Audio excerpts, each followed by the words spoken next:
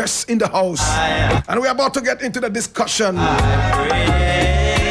Music in the background belongs to Ras Michael and the Sons of Lagos. This one is Over the Mountain. There is peace. There is harmony. Remember when Moses did walk up onto the mountain, Mountain Sinai. Some people say Sinai. And all of a sudden he saw the mountain burning. The burning of fresh grass. And he heard a voice that came up and said, hey, can't you see that you are on top of a holy mountain? And you are stepping on holy ground. Take off your shoes. My brother, my sister, this is holy ground. We give thanks and ISIS unto that name. And I want to say thank you so much for following the Naya Bingi seriously. Teaming youth who want to be inspired will sit by their radio sets and listen to the Naya Bingi and get inspired. Oh, I feel honored doing the work of the Most High Jah. So many years of experience, and it come like we just start. They say one man a walking and a million more are sparking. This is 92.7 in Living Stereo. Ras Amdizian is a regular guest on the show. He comes all the way from Jamaica through England and right here in Ghana. He was ordered by His Imperial Majesty to come over here in Ghana and spread the word of Rastafari. He is one of my 3 guests today. Daddy Bosco. He's a media veteran. Everybody knows him in the media space and even beyond. Even babies who were born just today know him. My brother, my sister, he is the president of the 12 tribes of Israel. Ghana, my brother, my sister, and he's been the president for so many years, and the trust that they have in him would continue making him stay on and on and on and on and on. You can't talk about Rasta in Ghana without talking about Daddy Ahuma or Kansi Bosco. My brother, my sister, he has earned it. He's one of my 3 guests. The final guest, my brother, my sister, all the way from Jamaica. My brother, my sister, he's been in this country for only God knows how long. He is a citizen of the nation, my brother, my sister. He worked with Peter Hubert McIntosh. Went with him on tour. In fact, he actually designed the Peter Tosh's Mama Africa album cover, including that of Muta Baruka. He is an artist of stature. My brother, my sister, Ras Aswad in Krabia. Oh my God, have mercy. Today we have a show that is very, very packed. And I want to say thank you so much for coming on the show. I appreciate you, gentlemen. Give thanks. All right, so I'll go straight up to Ras Aswad in Krabia. And remember that this show is live on YouTube and it's also live on Facebook. And all over the world, people are watching. And the interesting thing is that it is also live on Conscious Vibes Radio and TV in Manchester, Hartford, Connecticut in America. My God have mercy. So it's a big show. So Ras Aswad, tell me, today we are discussing Rastafari and Pan-Africanism. But first and foremost, when we say Rastafari, what is it? Well, give thanks and praise Blakk Rasta to be here on the program once more. And greetings to my 2 brethren who are seated beside me, Daddy Bosco and Ras Amdizian, Rastafari. Yes, Rastafari for I and I basically is a livity. It's not so much a label and it's not so much a theory, but a livity. The Rastaman have been able to win the hearts of the world out of nothing but peace and love. That's the major aspect of Rastafari. That's the essence of Rastafari, peace and love. Right. So Rastafari has come from the name Rastafari, which is Haile Selassie. Haile Selassie. So that is how we get the name. See, and so that is it basically. Wow. So Rastafari is actually from Haile Selassie, Rastafari, right? Yes, I am. All right. So a man who is, a member of this movement, how do you call such a person? Rastafari. Oh, he's a Rastafari. Oh, we call the person Rastafari. Yes, sir. So it means he has the same name as Haile Selassie. Haile Selassie. That's right. Ah, interesting. So Daddy Ahuma Okanse Basco is next. All right. Yes, yes. So what is Rasta to you? Rastafari is a way of life. And as a youth growing up in Ghana, we got the inspiration based on the works of the Rastafari from the Caribbean, particularly Jamaica. And as we're speaking, there are various schools of thought as to what Rastafari is and what it isn't. Some derive Rastafari from the Judeo-Christian values of His Imperial Majesty Emperor Haile Selassie of late. I like to call them Rastafari philosophers. Wow. Because Braswad is a Rastafari philosopher. When he dies, before people start calling him that. His contemporary with whom he went to school in Jamaica and grew up, Muta Baruka, pushes Rastafari beyond the paradigm of His Imperial Majesty Emperor Haile Selassie I. Wow. Other philosophers like Empress Marina are now asking, is there an African component within the school of thought of Rastafari? Because like I was saying, classic Rastafari thinking stems from Judeo-Christian backgrounds. That's right. Yeah. Where does African culture and values come in? That's right. So for some of us, we say Rastafari is an evolving school of thought of African liberation. Oh. Thank you. So it's not arrived yet, it's still evolving.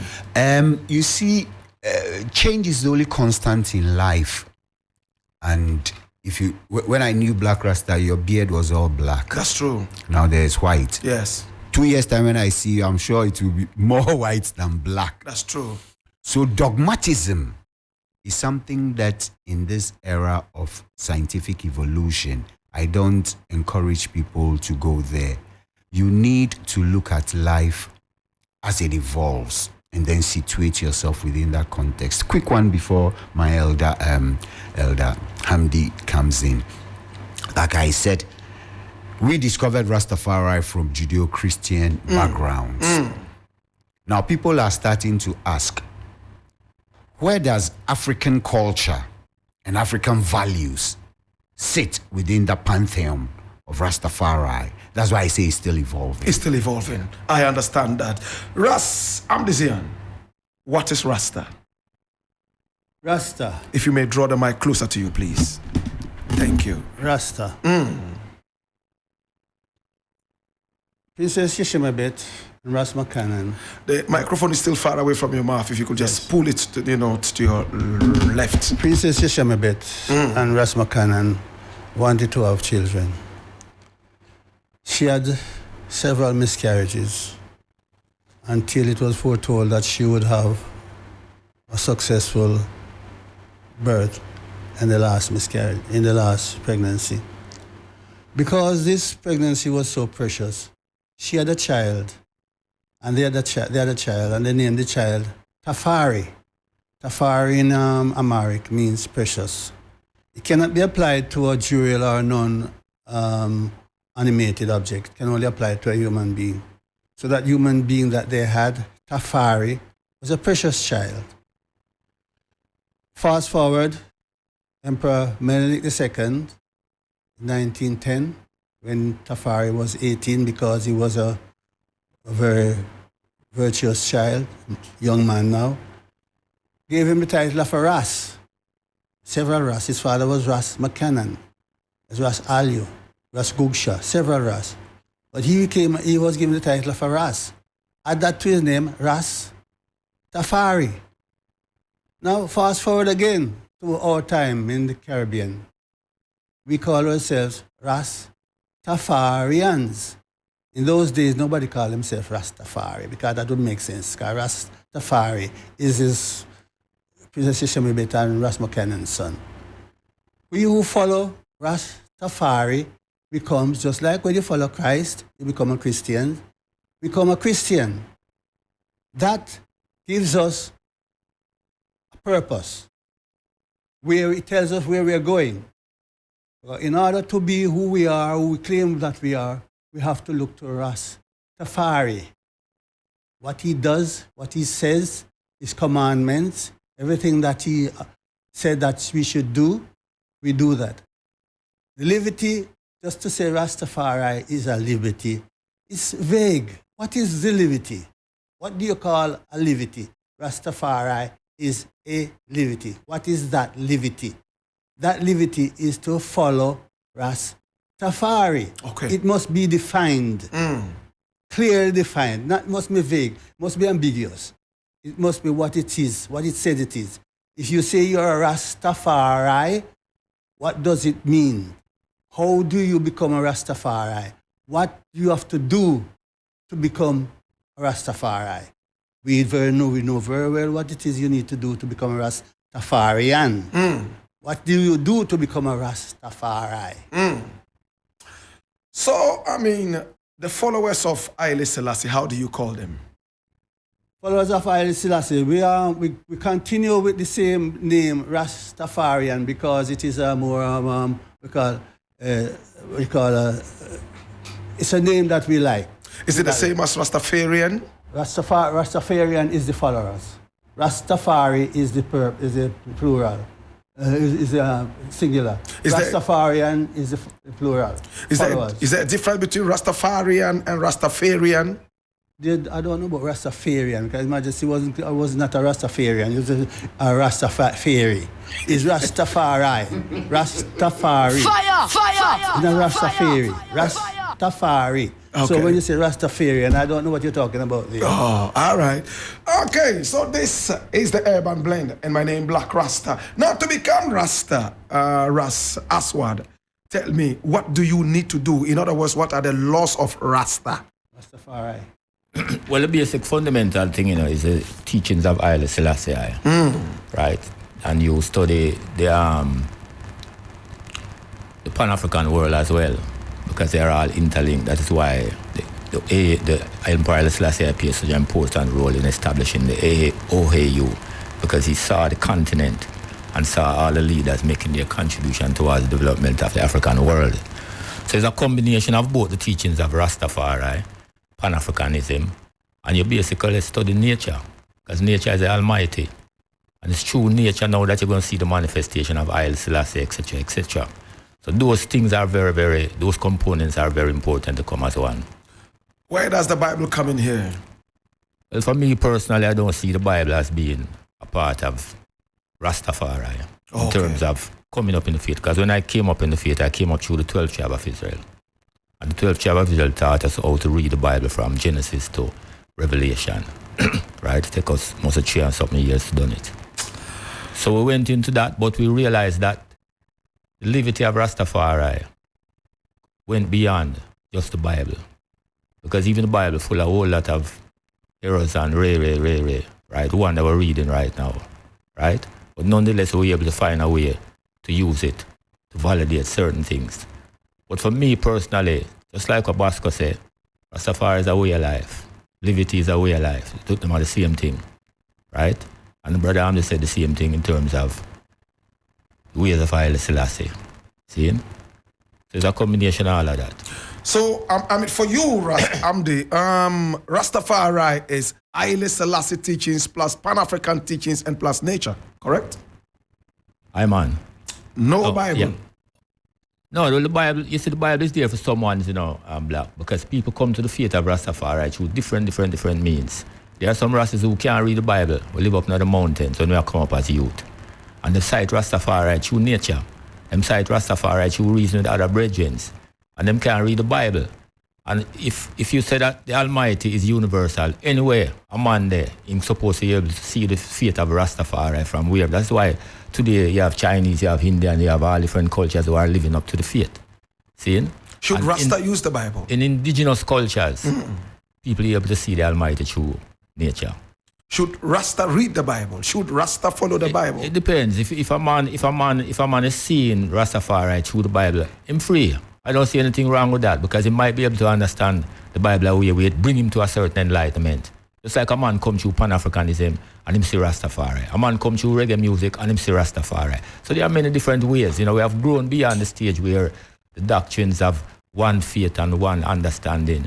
The thing become universal now when man see Rastafari through all realms, many different realms, leading to the same thing. If Rastafari is a liberty, that's the liberty of Haile Selassie. And Haile Selassie himself went to church, read the Bible, and led a certain Christian, Orthodox Christian life. Would you say that every Rasta man must go through that?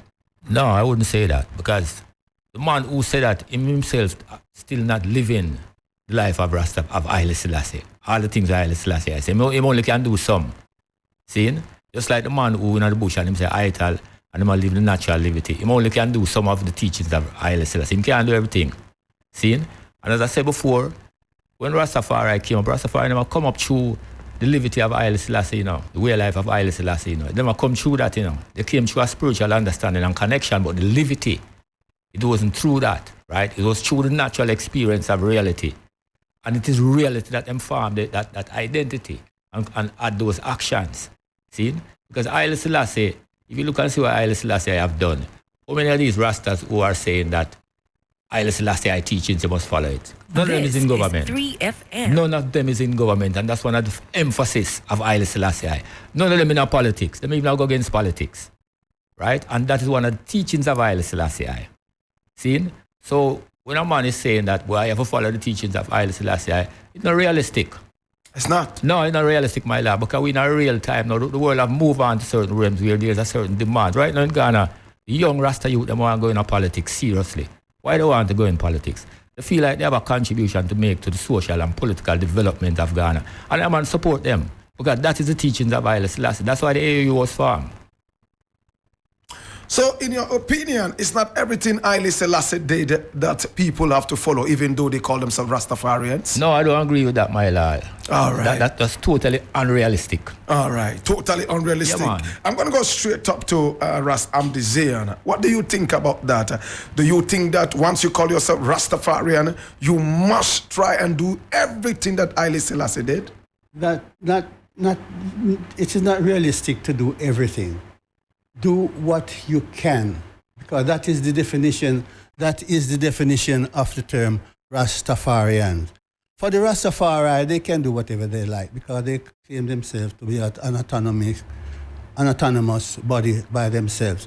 So they have rules, they can jump about from place to place. But the Rastafarians, which is what I am, we do what we can. We can't do everything. His Majesty gave us rules and regulations. We follow those. It takes me back to the time of Chairman Mao. Chairman Mao came out with a little red book, and that's what people call it, the philosophy of the thought of Chairman Mao. And every Chinese you see in those days, back in the 60s and beyond into the 70s, they had a little red book.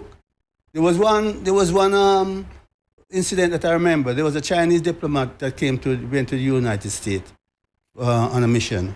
And as he landed, they said to him, well, come on, get some rest and before the conference. And the Chinaman said to them that, no, I was already rested on the thought of Chairman Mao. While I was on the plane, I was meditating on the thought of Chairman Mao. He had a little red book. His Majesty gave us a little blue book, green book. It's called the Ethiopian World Federation. We can't do much. We can't do everything that His Majesty do to follow him. But he gave us this book. And he said to us that we should go within it, we should go within this organization and unite and centralize. Are we saying that it is ludicrous to unite and centralize? Are we saying that it is unrealistic for us to unite and centralize? Who are we following when we say we are Rastafari? What is it? What is the philosophy? What is the code and conduct? How do we, I haven't heard that yet.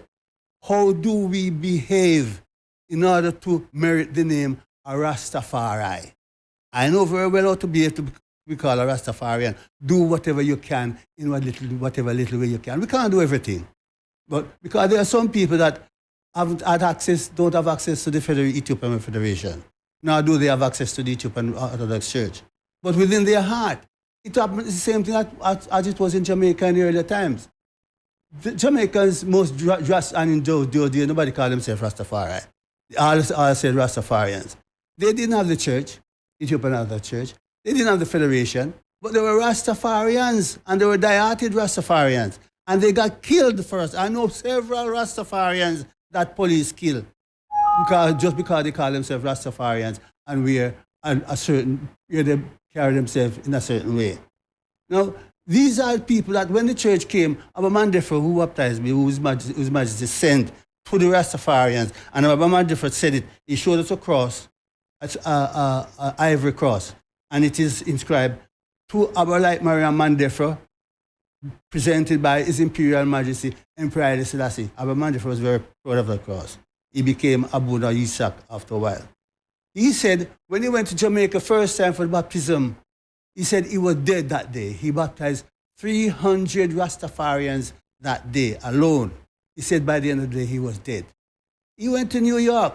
That was just on one day. He went to New York a few months after that, and the church was full of Rastafarians.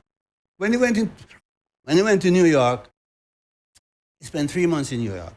When he came back, he only saw a few Rastafarians in the church. So he asked the priests that they were there, they were bald-headed priests. Where are the Rastafarians? Oh, they are, and they give him some excuse. He said I was so angry because I came here, he told him, I came here for the Rastafarians. His Majesty sent him especially for the Rastafarians, to the Rastafarians. In the same way that Mary Richardson in 1955 was given the authority to go to the Rastafarians and give them the Ethiopian World Federation, because they weren't a part of the federation then, because the Ballet, they wouldn't allow them to become a part of it.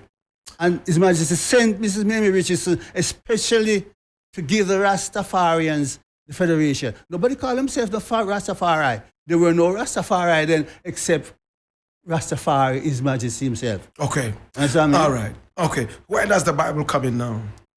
The Bible is because His Majesty is an ardent follower and reader of the Bible. We as Rastafarians, we also do that. You go to church as well? Yes. Every Rastafarians have a special psalm for themselves. We know everybody have a psalm.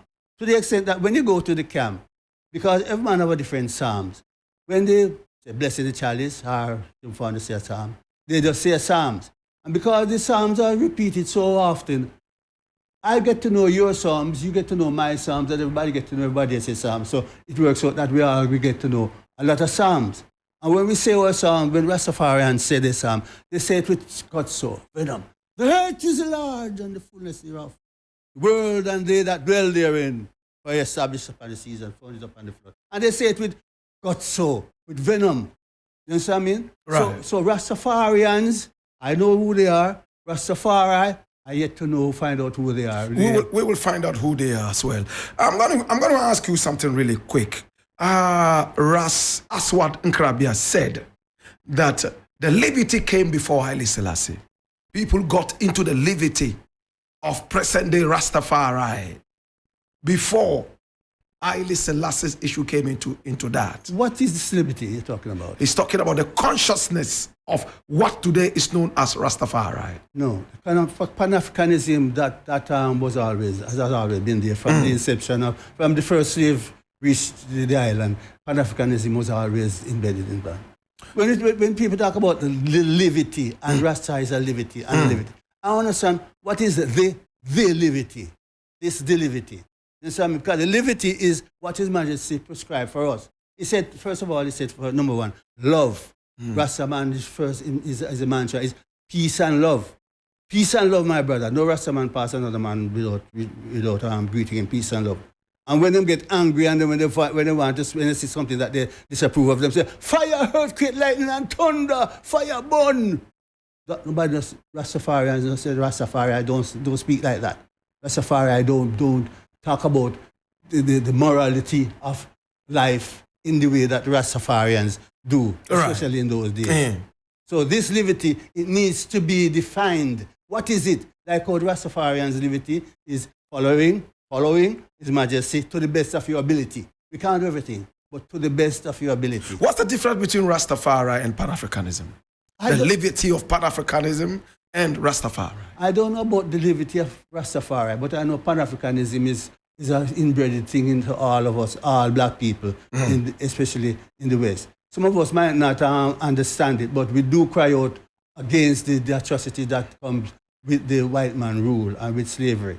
So we all cry out against Pan-Africanism in one form or the other.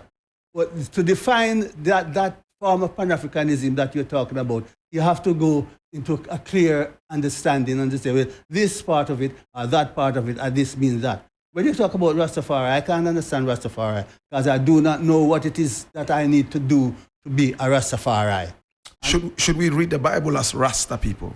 I don't know about Rasta people either. I know about Rastafarians. Rastafarians should read the Bible and does read the Bible. Because the Bible, as the Majesty said, the Bible is a force, is a very influential source for him, especially the Psalms. Especially during the time of Italian war, he said the Psalm was of a great comfort to himself. In Jamaica, the same Abuna that you're talking about went to baptize a lot of people. And he opened up a new church, in fact, on behalf of Haile Selassie and, of course, the Ethiopian Orthodox Church. In fact, he even baptized Bob Marley later in life. But the biggest problem he had was that Rastafarians who were going to the church were only taught the Bible. They were not taught the liberty of Haile Selassie. And a lot of them decided to leave the church. Were they right? Were they wrong? They were wrong because within the church, let me first tell you that I am a founder member of the Ethiopian Orthodox Church, St. Mary of Zion in London. As Federation members, we brought the first church to London, to England, for the very first time in the history of the Ethiopian Orthodox Church. I myself was a deacon on the altar of the church. His Majesty chose us from our photograph. Myself, Kestesfa, and Brother Zacharias. Kestesfa is Trevor Lewis. Zacharias is Anthony Wilkinson. We serve with the same bishop you're talking about, Abuna Isaac, on the altar of the church. In the history of the church, there's never been a time when Rastafarians with dreadlocks serve as deacons. That was the first and only time. When you talk about the liberty and the life of the Rastafarians and the knowledge that they should have, each one of us, we cannot take on ourselves some ideology and say, well, that's it, or wear locks and say, that's it. We have to study. Go into, if Rastafarians, they go into the church and study. There's a lot of things within the church that's beautiful things, I'm saying. For instance, you don't go to church late, because if you go to church late, you'll be trudging on the wings of angels. Because as soon as the bell goes for the church to begin, angels prostrate themselves in front of the altar. And there's lots of things within the church that teachings that we should go in. If it's your part, if it's a life, man, come on. It's a part of your life. Study it. It's what you call yourself that's going to take you through the whole of your life. Study it. Get to know it so that you can talk about it, you can express it, and also convince others of it. When you talk about it, you must be like a fool and say, Rastafari is a liberty, and you can't follow the liberty because if you follow the liberty, it's not possible and all that. That is bull dust, my brother. This is your life. It is your part, a part of who you are. You must live it. If you don't know what it is, then research it and find out how to live it. Okay. All right. I'm going to ask you a final one before I move to Daddy Bosco. Haile Selassie is the central figure in Rastafarianism, right? Yes. Is that right? That's correct. Okay. Now, the Abuna that he sent all the way to Jamaica to baptize the people and even start the new Ethiopian Orthodox Church in Jamaica, encourage the Rastafarians to chop off their locks and get jobs. I don't know so much about that. The Barlet does that. The Barlet priests do that. But the same Bruno that you're talking about, he baptized me with my locks. He baptized a lot of people in England. Yeah, with their locks. With their locks. And he has never said to us that we should go and cut off our locks. When they came complaining to him that they couldn't get jobs and all that, he told them, well, chop off your locks and go get jobs. I have no proof of that, and I don't have... I can play that for you. From his own interview, I can play it for you. Well, if he said to go and get a job, cut off your hair and get a job, that's up to you. You don't need to... See, Rasta are mostly independent people. They don't go, especially with the locks, they don't go and look for jobs and so on, because you know that the Barlet, especially in Jamaica, not going to employ a Rasta man or people with lock. So if you want to go within their realms and to go look a job from a man who don't like you because of the way you look, it's up to you. Whether you cut off your locks and go and get a job, or leave your locks and go and be independent. Rasta are independent people. They don't go and look for work from Ballad, especially in Jamaica. So for him to say that, I can't blame him at all, because if you want the job, do what it takes for you to get the job. All right. Thank you so much. Daddy Bosco, I'm coming to you with this one. Where does the Bible come in for you in Rasta? Okay, so personally, I'm 12 tribes. So for me, I read my Bible one chapter a day. Remember, Baba Azwa said that growing up as a youth, that was what they started out with. So for me, the Bible is central. Now, having said that, listening to my two elders, it shows why some races are talking about African Rastafari new faculty of overstanding. Because you see, the African has been at the intersection of various thoughts. Now I'm talking the continental African. Right. So we're here and Christianity came from Jerusalem through the Ethiopian eunuch. Then Islam came. Buddhism is here. And like I told you earlier, as a youth here, I cited Rastafari and I felt this was me, or this is me.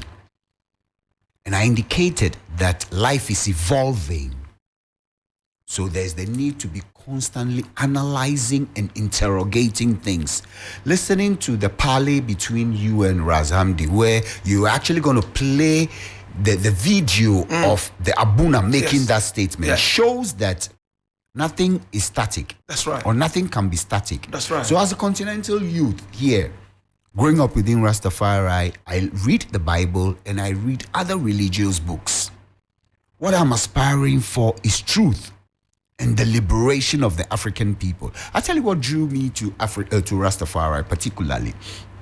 It was the Pan-Africanism. Now remember, growing up in the late 60s through 70s, especially the early 70s, when you had people like Peter Tosh, Bob Marley, they were the most prominent Rastafari. They sort of propagated the word of Rastafari. First port of entry. Then we started realizing what the teaching itself is. These people were like, let me say, African liberation freedom fighters. When Peter Tosh was burning down apartheid, our own Buzi had sought to align with the apartheid guys. So for us, or for me, let me talk about me. The Bible is central within how I operate as Rastafari. That's right. And I go beyond that to look at what is happening in the world and how, as a Rasta man, we can contribute to the liberation and development of Africa. Let me tell you something. That is the bottom line for some of us within the mansion of Rastafari. Right, right. So where do you take your teachings from? From the Bible, from Haile Selassie, from Pan-Africanism? Where? So that's why I said, remember I said evolution, the evolution of faith. So as a youth growing up and did this, I was about 14, 15 when I cited Rastafari. Wow. So my first teachers were Jamaicans. Big Dread, Jabeti, Roski, etc., etc., etc. Then you come to a certain realization. Then you realize the conflicting. So sitting between two Jamaican elders, you hear conflict. So when Bob Marley, when he released Survival, he said, give us the teachings of His Imperial Majesty, because we know one no devil philosophy. That is when we realized that we needed to see what the man himself is saying. When you read what the man is saying, you see what you need to take and build your life with. Do you understand? And I think it would be wrong for us to expect that every Rasta man should be 100% monogamous, let me use that, as Haile Selassie was. People say Rastafari is fundamentally African. Right. And in certain African cultures, polygamy is central to their way of life. So you realize that if you do not do serious interrogation and look at the realities of time and you seek to be dogmatic, you'll find yourself in waters that you cannot swim. That is my personal position. Right. And like I said, sitting between my two elders, you hear conflict. And I've been telling people that Rastafari is like Christianity, quote and unquote, where you have an SDA. He doesn't believe in Sunday, he believes in Sabbath. Yes. You have a Roman Catholic, Right. who thinks they need to see their saints as images. Yes. Conversely, when the African pours libation to their images, that Right. is described as what? Paganism. That's right. You get it? So that's why I said for us, and I was excited when Empress Marina, who is a legal practitioner, by the way, said, look, there's the new need for a new faculty. African Rastafari, new faculty of overstanding, so that we can synthesize all these knowledge, these informations, to come up with something that is really relevant to our situation as continental Africans. Interesting. Now, Daddy Basco, I'm going to ask you again. When this Abuna was sent by Haile Selassie to baptize Jamaican people and start the Ethiopian Orthodox Church in Jamaica, they insisted that they needed to be baptized in the name of Haile Selassie, King of Kings and Lord of Lords, or else they will not partake in any baptism. The Abuna had to speak with Haile Selassie, and Haile Selassie had to speak with the Rastas in Jamaica and say, no, get baptized in the name of Jesus Christ. What is the difference between Jesus Christ and Haile Selassie? Are they the same? You've asked a very interesting question. Like I was saying earlier, on Rastafari comes like, and I'm talking reality, comes like Christianity. So you have Christians who do certain things and Christians who don't do certain things, and Christians who believe in certain things and Christians who don't believe. If I'm to draw an Islamic analogy, you have the Ahmadiyas. And even within the other branch, you have the Sunnis, and the Shiites. Yeah, Shiites are there. These are all evolutionary movements of should I say, religious thought. As we're sitting here, as a Rasta man, I believe in that name of Yahshua Amashaya. That's right. Now, I do not expect every Rasta man to see what I see. And that does not also mean that those or a Rasta man who doesn't see what I see, no, he's not a Rasta man. Because for some of us, the fundamental premise for Rastafari is acceptance of the divinity of His Imperial Majesty Emperor Haile Selassie. That means Haile Selassie is God Almighty. Is a manifestation of that supremacy. And let me quickly expand a bit on that. You see, when you read the book says, and God said, let's make man in His image and likeness. And if you read further, it says, look, we are all unto what? Like gods. So His Imperial Majesty is that personification of that character I and I should aspire to. You get it? So Haile Selassie, is he the same as Jesus? Good. That's a very good question. Now, Gadman, who established the 12 tribes of Israel, teaches that there are two distinct personalities. The spirit, the same, but the personalities are different. Okay. So let me borrow again from Christian theology, where if you read the Scofield Reference Bible, right from Abraham through David, they are all described as types of Christ. You get it? Types of Christ. So if somebody hears a Rastaman say, Haile Selassie is God Almighty, and does not appreciate the underpinnings, then you might think somebody is either mad or sacrilegious. Yeah. Is Haile Selassie God? That he was. Oh, you're asking me? Yes. So let me draw from my African, what you call it, value system. Can people have something they say, Obianchre akwala nyame? I like your tree. That means you cannot show a child about God is inside. And that's why I said Haile Selassie is a manifestation. And we are all manifestations of God. But He is the King of Kings and the Lord of Lords. You with me? Is Haile Selassie God? it's like me saying, I am God and you are God. That's why Bobo, they believe that we are all manifestations of that divinity. And that's why I don't want to confuse you or anybody. And that's why I say, for the Akan person, I cannot come and tell you that this is God. The funny thing is, when Michelangelo was drawing Christ, he drew Christ as what? A white person. Yes. There's a philosopher who said that if horses, lions, and cattle could also draw, you know how they will draw God? You know how they will draw God? They will be a lion. Or a horse, or a cattle. This is. And where to the wise is enough, King. Oh my God, have mercy. So what do you pray, Daddy Bosco? Do you pray to Haile Selassie and say, Haile Selassie, give me food, give me water? Do you do that? Okay, when I pray to the Almighty. Oh, so the Almighty You is see, when you read Haile Selassie's teachings, he prays to the Almighty. That is fact. What's his name? What? The name of the Almighty. The Almighty. So the Almighty has many names. What name In do Ga, you we pray call to? him Mawu. In Ga. Yeah. You call him Mau. We call him Mawu. We call him Ga. Yehovah. In Ga. Yeah. Not Atanyumo. That's very beautiful, because if you read the Hebrew Bible, right from Genesis to Revelation, the name of God keeps changing from El to El Olam to Jehovah Adonai. So there's various manifestations. That's how come in Ghana we have Atananyumo, we have Yehovah, we have Mawu. Thank you. So you pray to Mau, I pray to the Almighty. aka Mau. We're speaking English. Okay. This is 3. You understand me? I do. Okay, so Ras Aswad, tell me, Yes, my is Haile Selassie the same as Jesus Christ in Rasta? Well, you know, ask me a question like that, Black Rasta, the wrong person I ask, because the wrong person I ask, you know.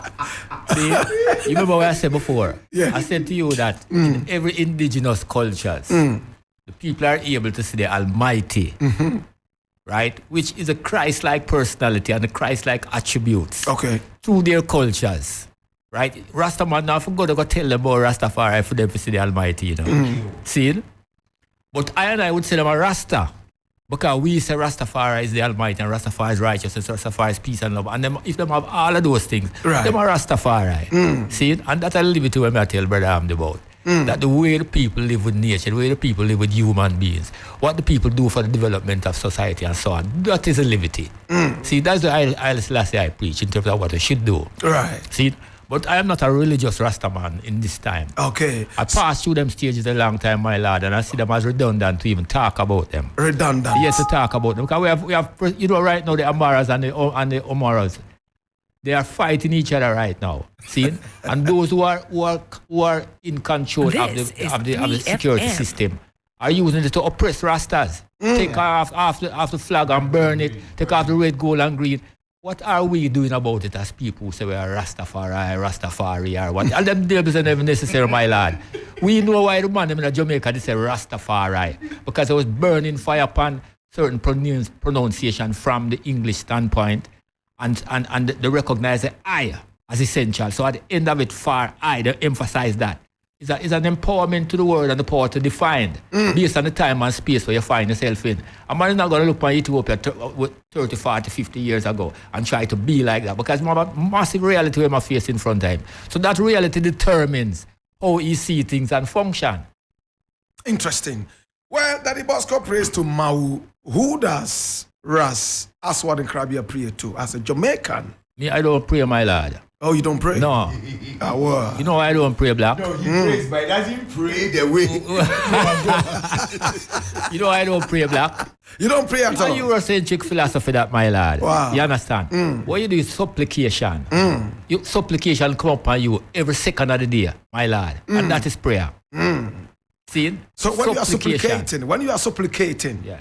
who do you have in your mind? Is it Haile Selassie? No. Who? No, I don't see Haile Selassie that when that is happening. All of that goes into the universe and goes into nature. Right? I don't deal with the images. See? Because Haile Selassie have different manifestation of images from a little youth coming all the way up. And none of those images come to me when I'm going into supplication. Interesting. So, what do you say to the Rasta people who say that Haile Selassie is the second coming of Jesus Christ in his kingly character? I would say, Wrong question to him because he doesn't even read his Bible. I would say, Blakk, Yeah. it's based on their understanding. And I have to allow them because it's where you reach, in life, it's where you reach to the understanding and the levels. And if a man reach this, so we need for the Bible for him to see certain things and do certain things. I glory to him still because he may be able to use an avenue or a vehicle to get to a certain point. All of us pass through them realms and come to where we are today. Ras Amdi, do you want to react to what Ras Aswad said? You don't pray. That's interesting. I pray every day, more than once a day. His Majesty does the same because I am a follower of Rastafari, a Rastafarian. The Rastafarians can do whatever they like. They can do without praying. They can say anything they like, and it's okay. Nobody holds them accountable for their action because there are no rules, set rules that they need to follow. The Rastafarians have a set rules that they need to follow by virtue of the very name Rastafarians. The rules are quite clear, evident for them to follow. Who do you pray to? I pray to Jesus Christus. Jesus Christ? Yes or no? Jesus Christus. Just difference. Yeshua. In Amharic, we say Jesus Christus in the church. When His Majesty were being interviewed, and His Majesty said, Jesus Christus, the interviewer translated as he saying Jesus Christ. There are several Jesus Christ. Jesus Christ is the name of the devil hiding in plain sight. Many, many, many Jesus Christ. But Jesus Christus is actually Greek. It's not Amharic. But that's the church. The church and the Greek philosophy and the Ethiopian philosophy are very close because they are really, if you go back into history, you find that they're very closely related, even physically. Yes, because the white you see there now, they aren't the ancient Greek. The real ancient Greek are all us, same one. The Greek called Ethiopia, say Ethiopia, but the real term is meaning the Ethiopia means burned face, the land of burned face, Right. burned face people. But the whole land of Africa, in fact, is Ethiopia, because it's the land of brown faced people. Okay. Ethiopia, Africa, you might call it Abyssinia, that particular place that we're talking about now as Ethiopia. Their culture is coming from back to the Solomonic dynasty. So King David was the first king that God appointed for black man. The people appointed themselves King Saul. And God said no. The Ethiopia said no. I will find a king and I will give you King David.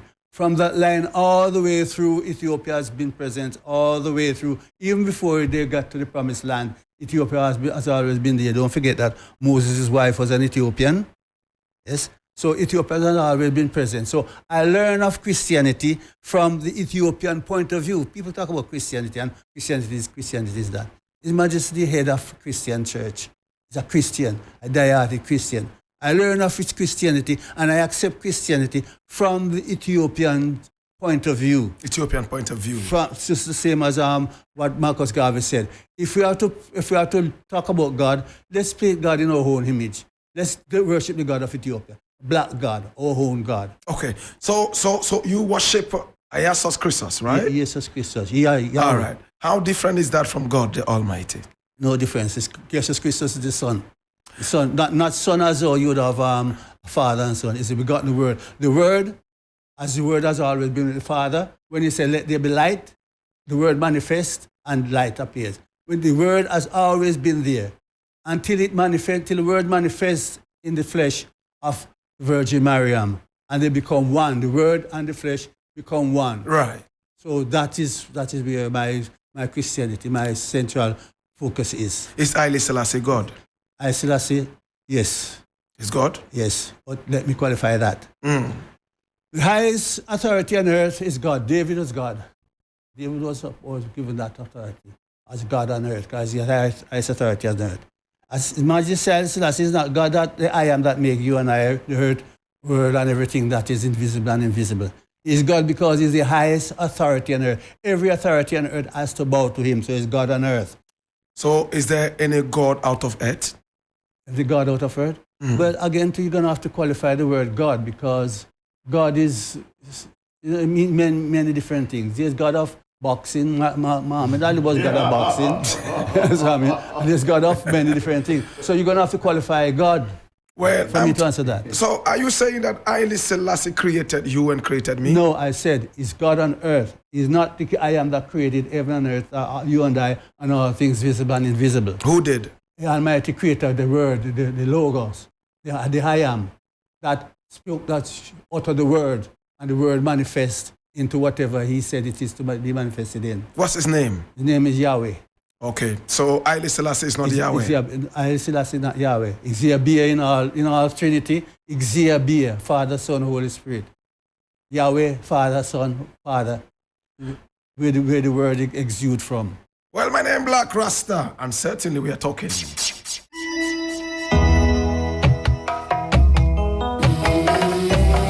is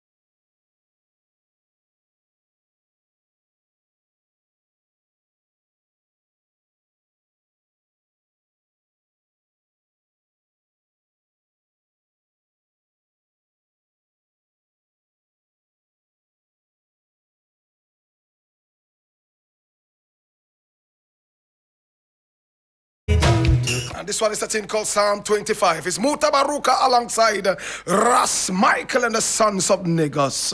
We are still talking. Ras Amdezian is here. Daddy Ahuma Okanse Bosco is right here in the house alongside man like Ras Aswad Nkrabia. Oh my God, have mercy. Ras Amdi, so many youth call me and they want to be Rasta. Rastafarians. What should they do? First of all, if you want to be a Rastafarian, remember the word Rastafarian. Not Rastafari. Not Rastafarian. And not Rastafarian. Rastafarian. Rastafarian. If you want to be a Rastafarian, you have to find out about His Majesty. Read about His Majesty, because the word Rastafarian is coming from His Majesty Himself. Learn about the first thing that I did when I was a youth, when I said I'm going to cramp the comb, scissors, and razor and become a Rasta man. The first thing I did, I learned as much as I could about Ethiopia. I read about His Majesty, especially the autobiography of His Majesty. Yes, I went to it, and when I read things like His Majesty, how he relates to his father, and how he relates to his wife, Empress Menin, and how he relates to familyhood. Learn about His Majesty, because you're going to be a Rastafarian. You want to follow Rastafari. Learn all you can about His Majesty. And that in itself is a job on its own that will take you into all aspects, political aspect, religious aspect, and how you live amongst each other as one. His Majesty always said to us, I remember when we met when I met him in June 1973. Before he left, he said, don't forget, love one another. And he also said another thing again, too, which I didn't understand at the time. Later on, I came to understand it. He said that if we look for Him, we will always find Him in the church. Our man, therefore, the same priest that He sent to us, came back and told us that when he disappeared into the church, because they were moving him from one compound to another. Before that, he was fasting. He was fasting, preparing himself to go into the church. He's a priest king. They were moving him from one compound to the next. And he said that as he was passing the church, allow him to go in and pray. He went into the church, which is exactly what I would have done. He went to the church, it's the holiest of holies. No one can go into the holiest of holies except for the high priest and the priest king, his majesty. He went into the holiest of holies and did not return again. People make up stories about the strangling and all of that. But he just went into the holiest of holies and just stayed there. Nobody knew what happened to him after that. And that brought me to the thing that he said to us. Whenever we want to seek him, look for him within the church. And that was when that made sense to me, when he said that to us in 1973, that we will find him in the church. And he said, love one another. He also said another thing again too. He said, the church is the right and the federation is the left. One hand, two hands make a beautiful symbol. And some man, the right is the body, the church is the spirit, and the federation is the physical that feeds you. The the mission statement of the Ethiopian World Federation is the hungry be fed. First thing, the hungry be fed. The naked clothed, the sick nourished, the aged protected, the infants cared for, and the shelterless sheltered. Right. So, Haile Selassie, Mengistu said he killed him and buried him under a table in the office. And you said he's still in the church praying and fasting. Well, as far as we know, yes. Because he went into the holiest of holies and that was it. Mengistu lied? Of course, Mengistu lied. Don't tell me something. Do you remember, you read the Bible when some soldier killed Jonathan's father, Saul, and David put that soldier to death? No one is allowed to touch the body to touch the king, the Lord's anointed, to touch the king. Only a king can assassinate a king, can kill a king. Only a king can do that. So if the very person of His Majesty, by touching him, you're committed sacrilege. So nobody touched the body of His Majesty at all. But even Mengistu himself, even when they were transferring from one ear to the other, no one hold him or touch him in any way.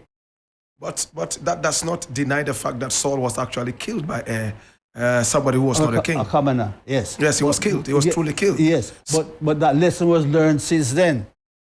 That lesson has been learned even in Ethiopia. You're not supposed to touch certain dignitaries.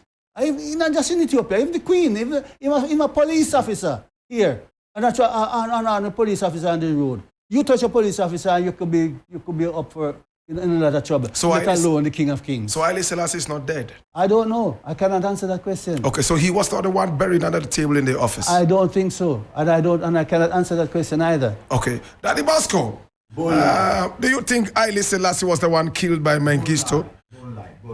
Bone lie. When they said they had exhumed his mortal remains. Yes. And you know Haile Selassie's size. Yes. And the size of the person or those mortal remains was nearly double the size of His Majesty. His Majesty is barely 5 something. 5 feet. Yeah. So you cannot show us the mortal remains of somebody who is nearly 6 feet and tell us that is a person who everybody knows is just over 5 something. So where's Haile Selassie? Haile Selassie. He's praying in the church and fasting? What it is as a youth growing up, what we learned was that His Majesty entered the church and he wasn't seen since. And so we were intrigued when we heard that they had found the mortal remains. And we would have put paid to that matter if the mortal remains they exhumed matched the size of Haile Selassie. Then we could say, well, but still, nobody was able to prove his mortal remains. Where do you think he is now?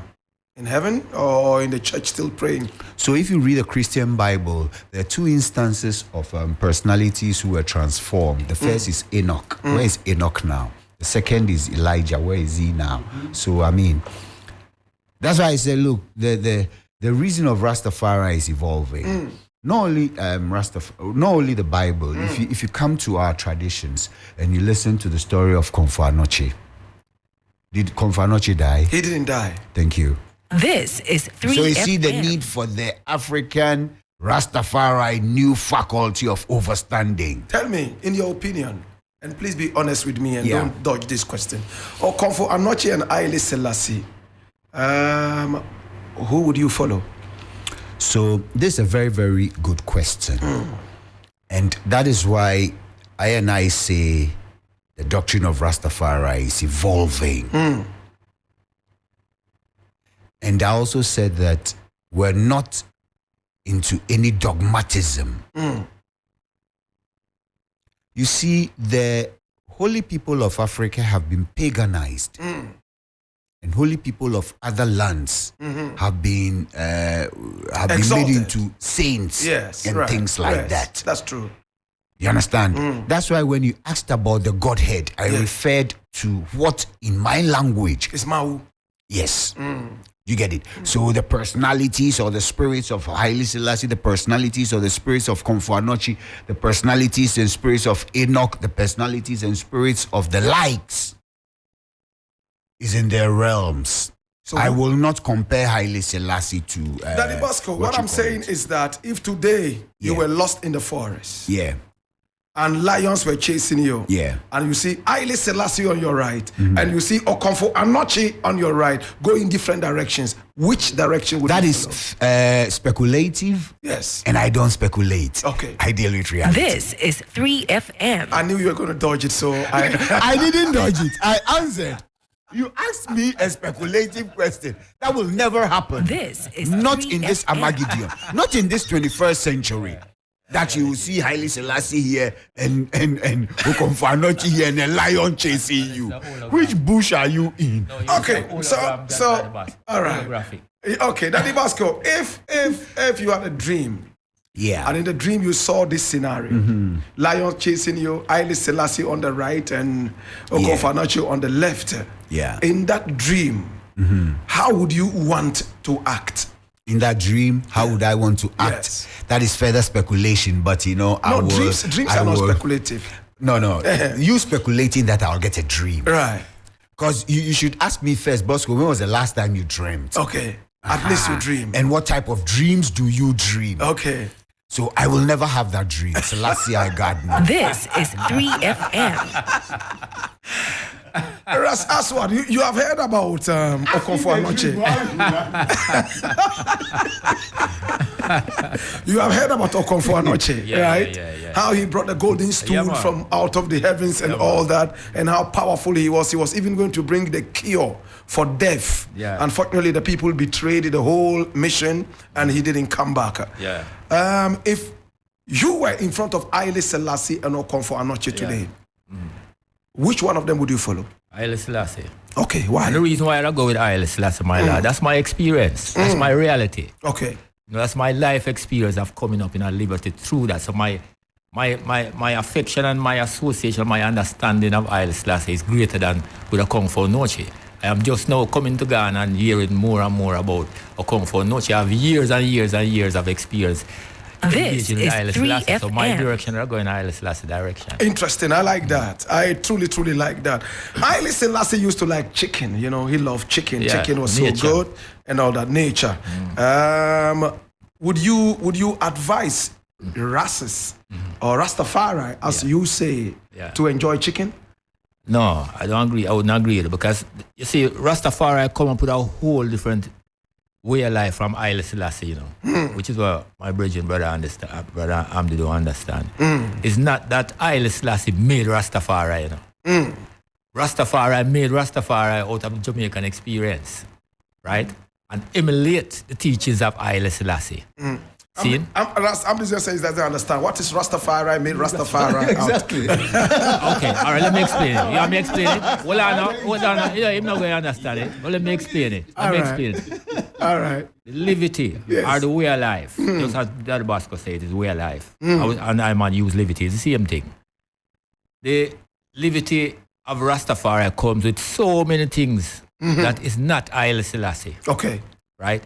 Even talk about symbolism and emblems and, you know, attitude and mannerism and concepts and all of that. It's so far from a lot of things that Haile Selassie does. See? So clearly, there's a difference. Clear difference. So you don't want this chicken? No. We came up in a experience of ital levity. And ital levity goes beyond just even the flesh. And Haile Selassie didn't teach us ital levity. No.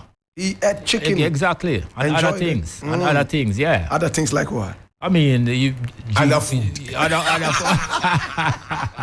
This is 3FM. Okay. All right. So Ras Amdi, I'm coming over to you. Okay. So, I mean, you have your locks. Haile Selassie didn't teach you to wear locks. Where did you get that from? That's a very good question that, many people get confused with this one. I've heard people on the air, even in the Federation head office, talk about the locks, and the concept of it was completely wrong. Because Rasta or Rastafarians don't need locks. In the old days, we used to have man called Comsum, and no locks at all, beard man and all that. These are the beard man. I grew up with that. I grew up and I met Leonard P. Howell. I met Leonard Archibald Dunkley. I met Brother Hibbert, and those are the three prominent ones that brought Rastafarian movement into being in Jamaica. None of those men had locks. As a matter of fact, Brother Hibbert himself was like a mystic, like a spiritualist. Now, where the locks come in is where Rastaman said, Rastafarians, they said that they're going to, like I told you earlier, burn scissors, razor, and comb. No, black man don't make scissors, razor, and comb. It's a form of rebellion. So that's from Pan-Africanism? That's mostly. It is a form of demonstrating against the white man's industry, comb and razor and scissors industry. Natural man, the Rastaman in Jamaica themselves, natural man. As God made us, as the grass grow, so our hair grow. Our hair is our antenna. Some people think that your antenna points up to the sky. It doesn't point up to the sky. Your antenna points down to the earth where the magnetism is. If you notice the black man here is curly. It's a coil, like a magnetic coil. The microphone, please. Yes. Yeah. Yes.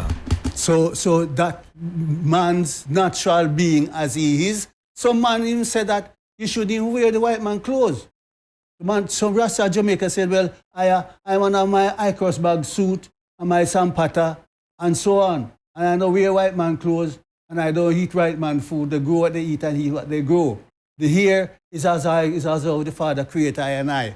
So and besides, when I use razor, scissors and comb, I'm only make the white man rich. So it means we have our own way apart from the Haile Selassie way. We are not entirely following Haile Selassie. To have locks, Haile Selassie didn't teach us that because he didn't have locks himself. He had chicken. A lot of Rasta people say they don't want the chicken. They want to live an Aita life. It means Rasta is actually evolving. It is to the individual taste. When it comes on to the fundamental of Rastafarian or Rastafarianism, that is set.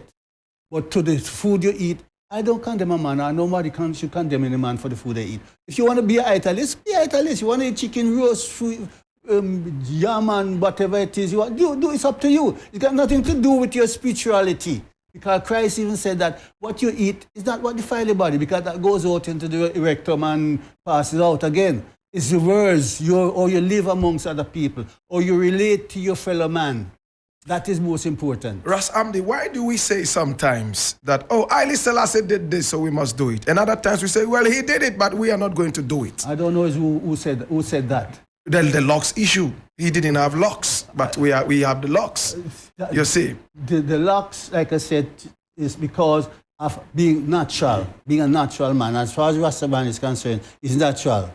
But Haile Selassie didn't do it. He cut off his hair. He was a Comsum Rasta. His Majesty Haile Selassie is an international figure. Okay. Locks in Ethiopia on the head means a different thing to the locks man in Jamaica. The Ethiopian that wear locks are those most that are in the church they call Batawis. Some people call themselves Nazarene these days. They no more Nazarene. The Batawis are highly religious people. Even when the very first time the Ethiopians saw Rastafarians with the locks, they revere them. As a matter of fact, 2017, we were there together in Ethiopia. Well, I left you guys in Shashamani, and I went back to Addis, to the monastery. And the priest took me to a mountain, and the mountain is the shape of His Majesty helmet. You know the helmet that His Majesty wears. It's a long way up. It took us an hour and a half to climb the mountain. And there's a brand new church on the mountain, with priests, monarchs, and monks, and Batawis. And when they saw me, they said to me that I remind them of Samson. And one priest in particular, I think they told him to call me. And I went inside this enclave. And that man prayed for me. He prayed. And when that man finished praying for me, I felt as if I was washed completely clean. Wow. The mountain is a high mountain. And at my age, climbing a mountain like that, I don't normally have pains and all that. Coming down, going up is bad, but coming down is another story. Because it's a place on your knees. And I never felt any discomfort, no pain, nothing at all. What I get from you is that if something means differently in Ethiopia, but in your tradition, Yes. if it means good, you can do it. Yes. Like polygamy. Polygamy is good with us. Polygamy, the Ethiopian Orthodox Church teaches one wife, one man, one wife. And that is the Majesty's teaching. Maybe in Ethiopia that is, so nice with the tradition. Perhaps you can segregate Ethiopia from that. But in the West, really, the traditions is not tradition is not exactly to how the Father wants it to be. All right. You understand? I mean, man do their own things and call it tradition. We can be doing something for a long period of time, and you say, well, this is my tradition. It doesn't mean that it is correct. It is your tradition. Okay? So you do it. Fine. Nobody condemns you for it. Okay. But as far as the law is concerned, like Christ said, before there was no law, you couldn't be judged by the law. Okay. But no, there's a law. The law said one man, one wife. If you want to go according to your tradition, that's up to you. If you want to eat meat, that's up to you. So it's according to individual preference. Do you eat meat, Rasamdi? No, I don't. But that's according to my own preference. I wouldn't condemn Own anyone preference. who does. I like that. Interesting. So we have run out of time and we are running away. I'll give everybody a little bit of chance to say something.